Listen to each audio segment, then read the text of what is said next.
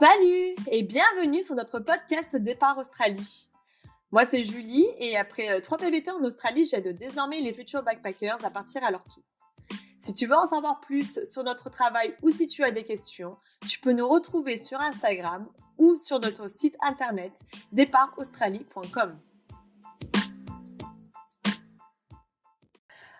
Aujourd'hui, on accueille Morgane qui est arrivée en octobre en Australie. Salut Morgane! Hello! Comment vas-tu? Ça va super, merci. Et toi? Ça va, merci. Est-ce que tu pourrais te présenter dans un premier temps, s'il te plaît? Oui, alors du coup, je m'appelle Morgane, j'ai 23 ans.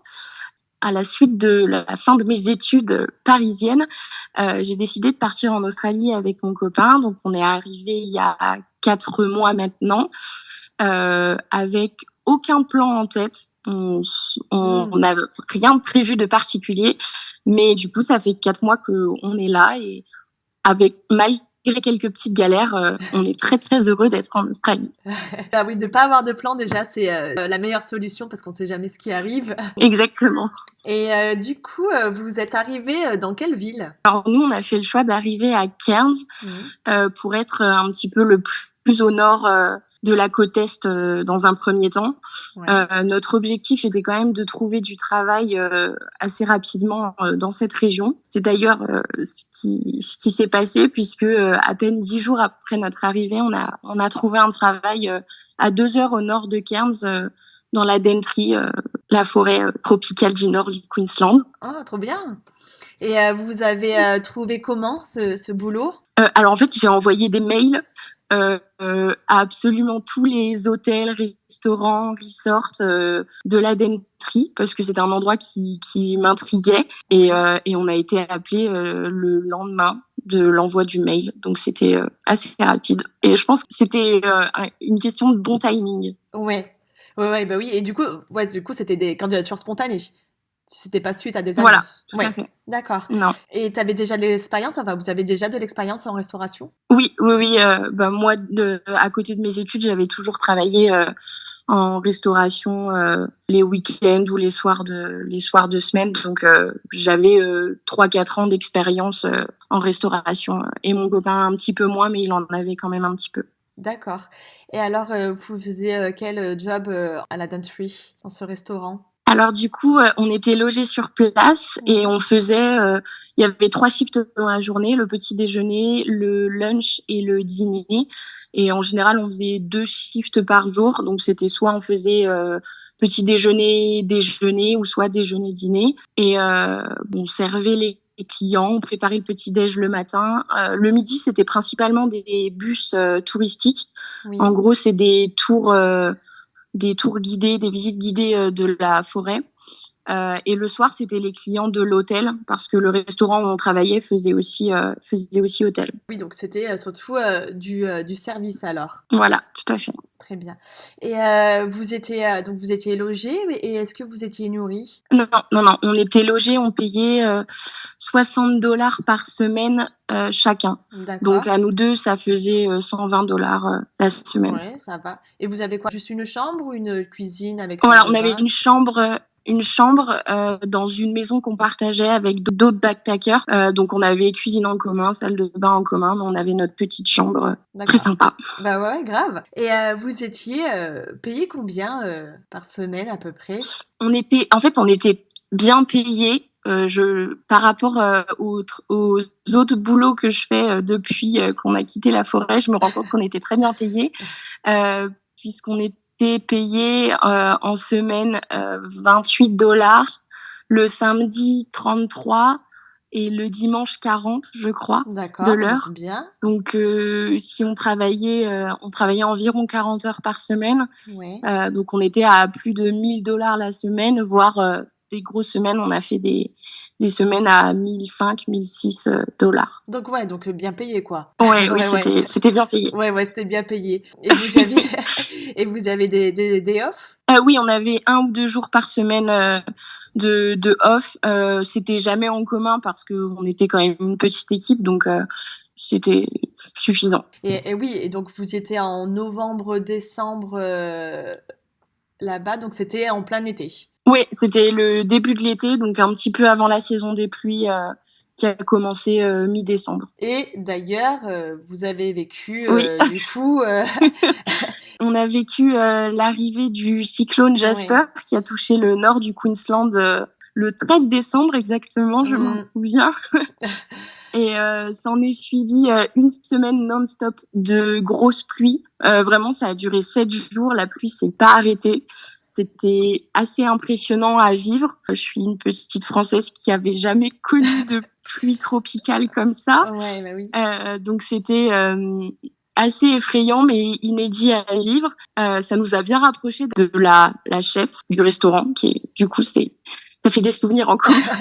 Oui, parce que vous restiez enfermés finalement pendant cette semaine. Ah oui, complètement. Bah, on y est resté enfermés. Et puis pendant le passage du cyclone, on avait décidé de se confiner dans la cuisine du restaurant qui était l'endroit le plus sûr, apparemment. Donc D'accord. voilà, toujours dans la cuisine.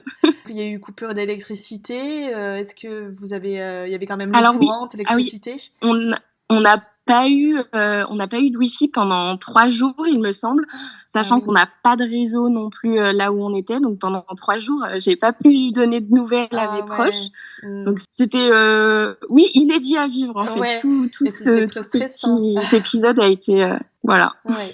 Ça devait être stressant pour les personnes, pour tes proches. Oui. De pas avoir de tes nouvelles, de savoir ce qui se passe en Australie. Oui, complètement. Donc, suite à cet épisode, le restaurant a malheureusement dû fermer. On a été obligés de quitter la denterie. On est resté quand même pendant 2 semaines dans le restaurant malgré qu'il soit fermé parce que les routes étaient complètement impraticables. Ouais. D'ailleurs, la première fois, on a dû quitter la forêt par bateau parce que on pouvait pas prendre notre voiture avec nous parce que les routes étaient fermées. Ouais. Du coup, on a fait 1 semaine, presque 10 jours à Cairns. Et puis après, quand ils ont réouvert la route seulement pour les locaux, on a pu récupérer notre van et quitter définitivement la denterie juste après le Nouvel An. D'accord.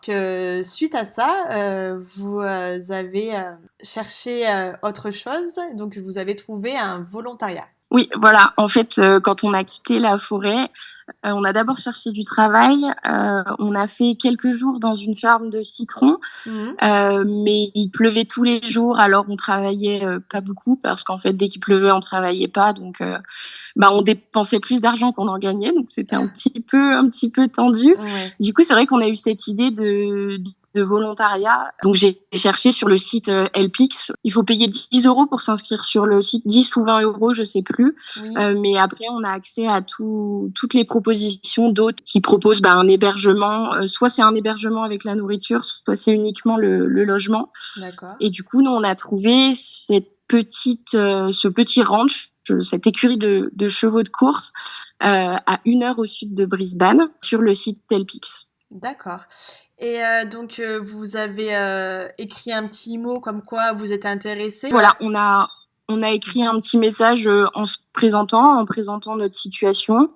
J'ai quand même mentionné le fait que j'avais de l'expérience avec les chevaux parce que ça me semblait quand même essentiel qu'il y ait un de nous deux qui a un petit peu d'expérience. Enfin, en tout cas, c'était ce qui était demandé dans la description. Il demandait des personnes qui avaient un bon contact avec les chevaux. Et il nous a appelés le lendemain. D'accord. Et toi, tu as quelle expérience avec les chevaux? Tu as fait de l'équitation? Oui, j'en fais depuis que je suis toute jeune.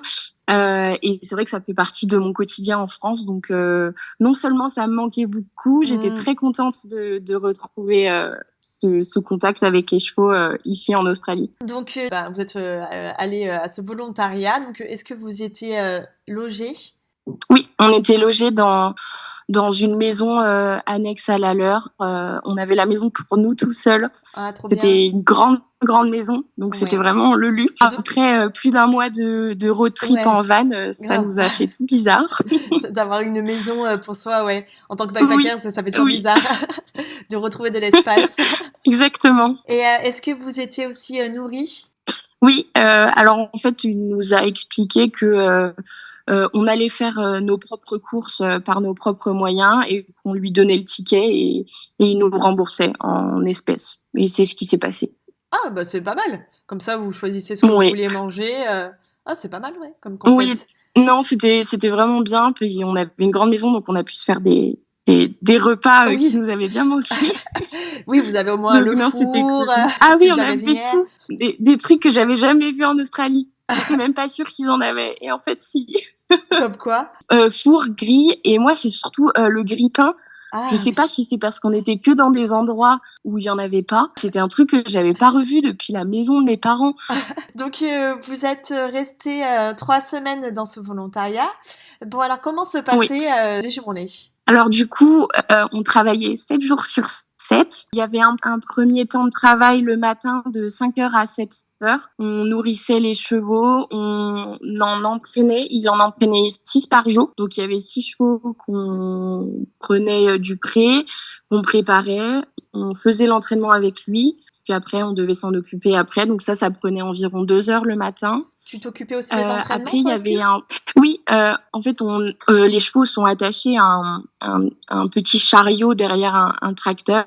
Et après, Oui. on monte dans le tracteur avec lui et on fait faire un tour aux chevaux de 20 bonnes minutes, je crois. Donc, c'est assez sympa d'être au milieu des champs. On voyait des kangourous le matin à Ouais. 6 heures. C'est vraiment magnifique. Et les chevaux derrière nous qui trottaient. C'était très, très D'accord. sympa. À quelle allure il allait le tracteur? Et même les chevaux, du coup? Je me rends pas trop compte, mais donc c'était des trotteurs, les chevaux. En vrai, c'était assez impressionnant, surtout de les avoir les 6 derrière nous, assez collés, et de devoir se dire qu'ils devaient tous aller à la même vitesse, sinon ils se rentraient les uns dans les autres. Donc, vous les nourrissez le matin, vous faisiez l'entraînement, et ensuite, comment se passait le reste de la journée? De 7h à 11h, on était libre.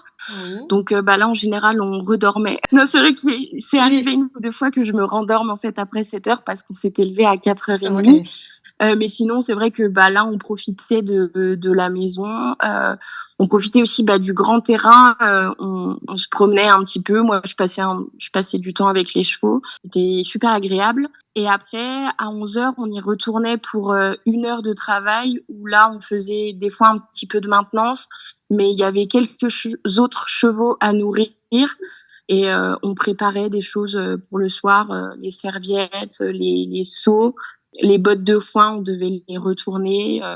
Voilà, il y avait une petite heure de travail entre midi et 2. D'accord. Et après, on avait l'après-midi jusqu'à 16h de libre.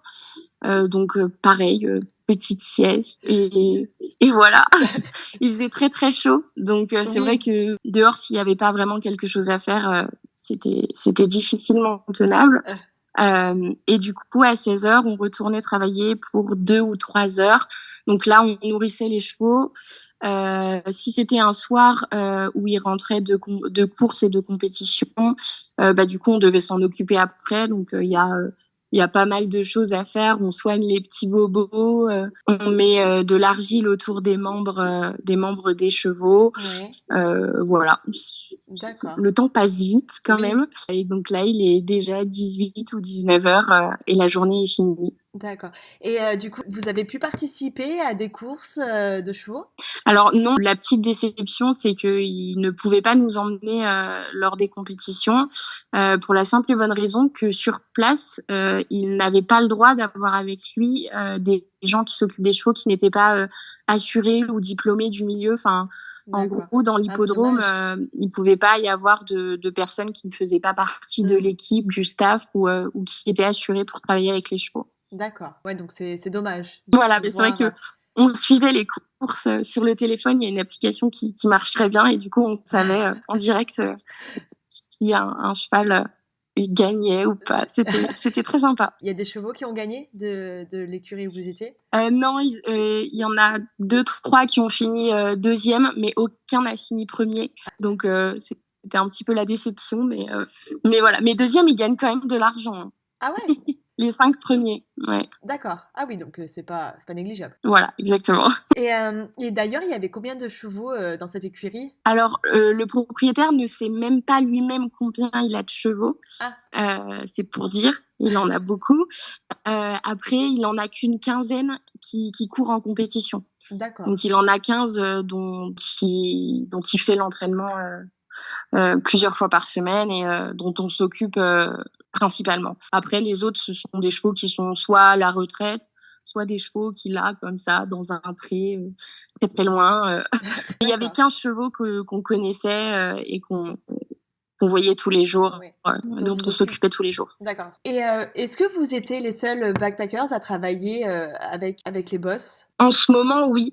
C'est-à-dire que ils avaient besoin, en gros, pour le travail qu'il y a, ils ont besoin que de 2 personnes. Donc, comme nous sommes venus à 2, ils n'avaient pas besoin d'avoir quelqu'un d'autre en D'accord. plus. Après, il nous a dit que c'était déjà arrivé qu'il y ait 3-4 personnes en même temps. Ouais. Mais là, on était que tous les 2. Est-ce qu'il y a une charge de travail plus importante à certaines périodes que d'autres? Non, pas particulièrement. Il y a toujours que 2 sorties en compétition par semaine. Après, peut-être que c'est lui qui peut avoir à des moments d'autres tâches à fournir, telles que de la maintenance ou Ouais. de la réparation d'arbres, parce qu'on a un petit peu fait ça de temps en temps l'après-midi. Donc voilà, j'imagine que peut-être par moment il doit avoir un petit peu plus de travail, mais en tout cas avec les chevaux, il n'y a jamais plus que ce qu'on a fait. Donc, en fait, globalement, on peut dire que tu as adoré cette expérience? Oui, oui, oui. Le seul inconvénient que j'ai pu trouver, c'est que comme nous travaillons à 3 moments différents de la journée, on n'a pas pu réellement visiter les environs, qui avaient l'air très sympa parce que c'était très montagneux. Et du coup, bah, c'est vrai qu'on n'a pas trop pu sortir de la ferme, Ouais. visiter les environs. Et juste le petit bémol de cette expérience. Ouais. Et puis, en plus, vous faisiez, oui, du 7/7. Voilà. Du coup, moi, ce que je retiendrai quand même de cette expérience, c'est qu'on a rencontré 2 personnes vraiment adorables. C'était un couple et ils étaient vraiment passionnés par leur métier et par leurs chevaux. Et ils avaient vraiment envie de nous montrer comment eux, ils travaillaient, Mmh. de nous apprendre pas mal de choses sur les chevaux et comment bien s'en occuper. Donc, vraiment, c'était hyper agréable de se sentir aussi proche de leur quotidien au quotidien finalement. Donc c'était vraiment cool. Bah, ouais, c'est sûr que c'est un plus, quand il y a des gens qui veulent transmettre cette passion, c'est super agréable d'être Oui, avec, oui. ouais. Pour, finir, cette interview, est-ce que tu aurais, des, conseils à donner, ben, aux personnes qui souhaitent aller en Australie ou qui sont déjà en Australie? Alors de manière générale, ne pas avoir de plan.